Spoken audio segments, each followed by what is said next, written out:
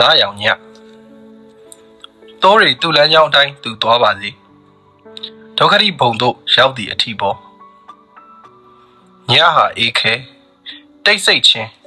လာမင်းနဲ့အလွမ်းဥတန်များအခိုးမတက်ရသေးတဲ့ဒေါသမင်းညှိမရတဲ့စစ်လိတ်တို့တို့ထွေးထုတ်ပစ်လိုက်ထွေးထုတ်ပစ်လိုက်ထွေးထုတ်ပစ်လိုက်အာဟုတို့တရားတွေထွေးထုတ်ပစ်လိုက်ဖန်ခွက်ထဲကဟောင်တန်တွေကိုထွေးထုတ်ပစ်လိုက်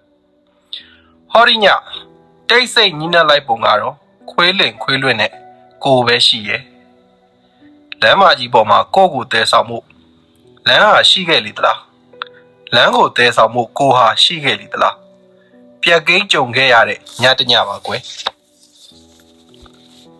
ကိုနောက်ကျောကကိုမိတ်ဆွေတွေရဲ့ဓာတ်ကိုဆမ်းမိပါရဲ့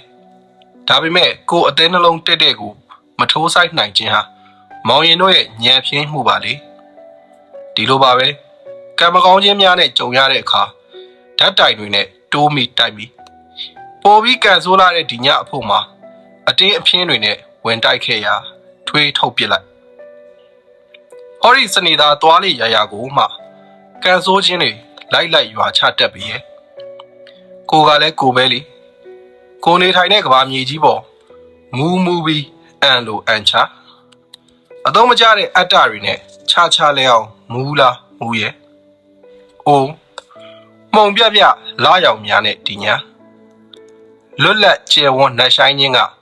ရှေ့ဆက်မရအောင်ကိုတုံ့နှောင်ပေါ်တိုးရီသာသူတို့လမ်းအတိုင်းသူတို့သွားပါစေ